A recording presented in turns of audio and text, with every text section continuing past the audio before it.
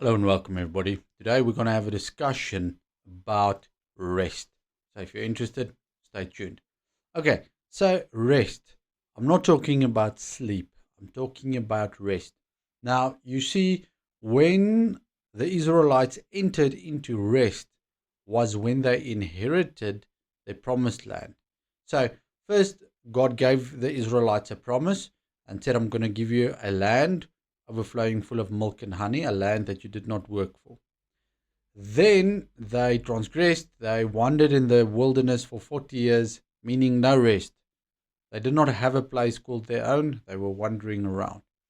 Then they got the promised land, but there was enemies in the promised land that they had to remove first. So they had a time of war where they fought to inherit their promises.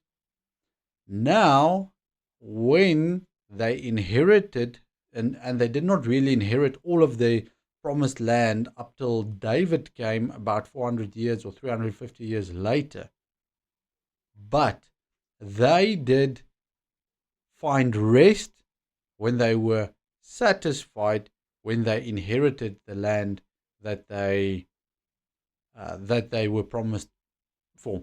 So Joshua told them and said, okay, now we have taken our land, our territory.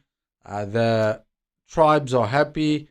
You can go and rest. You can go to your tents and rest.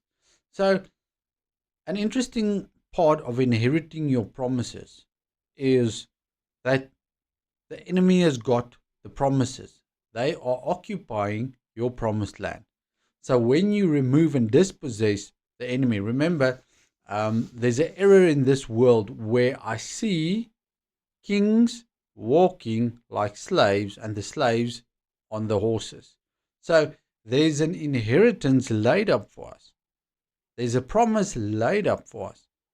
But if we do not take it, make it our own, then it is not yet activated. So during the process of taking up the promises, inheriting the promises, you become strong. Normally, a king is not ruling from the day of birth. When he undergoes a period where he's under tutors and governors to help him and assist him so that he can become the ruler that he's supposed to be. And then when he's selected to be ruler, normally there's a spiritual impartation into him as well to help him with what he needs to do.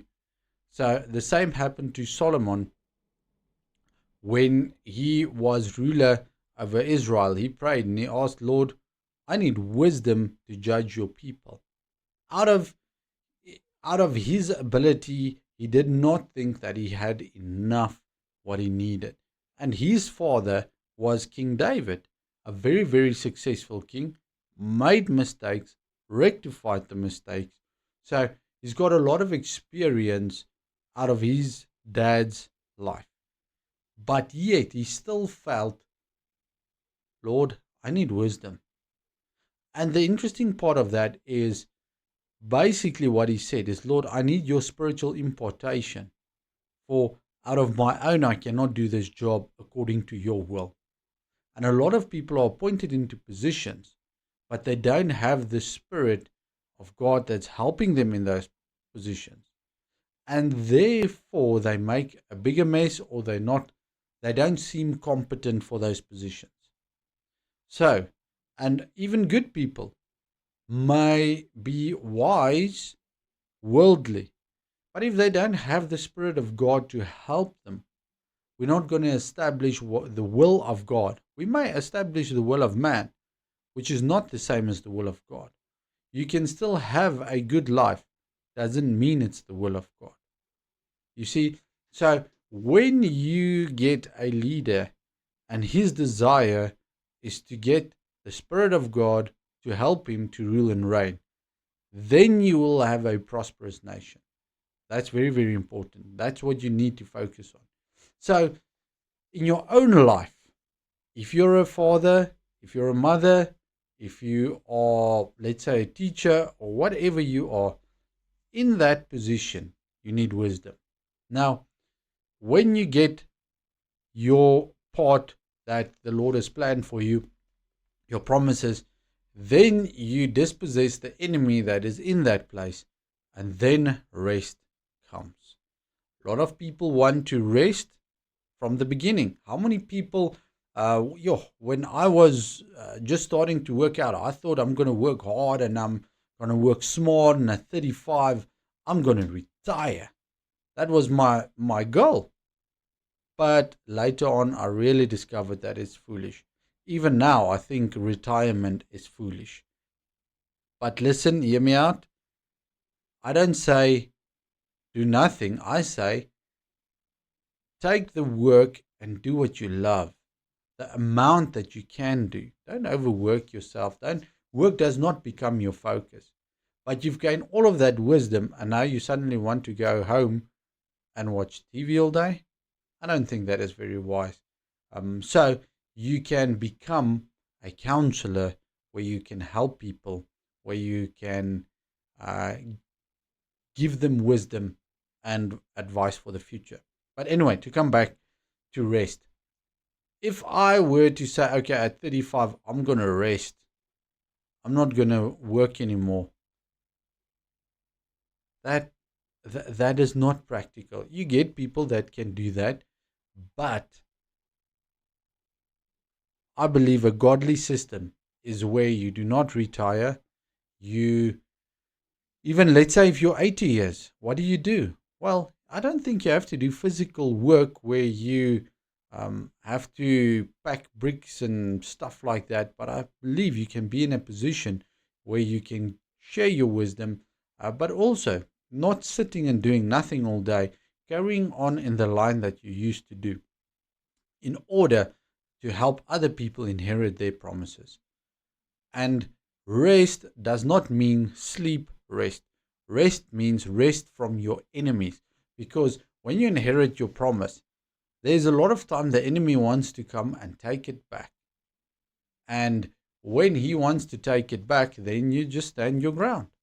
That's when you need to know your promises, what God has given you. But the point of rest is when you've inherited your promises. That is how I see it according to Joshua. If you go and read the book of Joshua, yes, God gives us blessings, but I think a lot of times it's the same as the Israelites, where they settled. They did not inherit their full promise, the full promised land. They thought, okay, I've got enough now. And then they went to rest without having the full promises, the full land that God promised them. And you can see how it hindered them even up to today. It is still hindering them, because you need to listen to what God says, and then you rest when it is accomplished what God said. I don't say you have to work yourself to death just to get your promises. No, God is very, very wise, and He will give you assignments that you are fit to do. And your assignments will normally be above your ability to help you to increase your ability. So, with that in mind, think differently about rest. Inherit your promises, because God has given everybody a promise. And then we can rest while we are enjoying our promises. Father, I pray that you will show us what is our promises, that we can inherit it. Show us the enemies that are possessing our promises, and show us what you want us to do about it, Father. Help us not to relax and not fulfill your will, but that we'll find our rest in you, that we will do what you want us to do, that we will not retire, but that we will refire, that we will get a new passion in us. But help us that we will not be burdened by finances. I thank you for your great love and your mercy. We pray for the spirit of wisdom to descend upon us, so that we will work with wisdom. Thank you for that in Jesus' mighty name. Be blessed.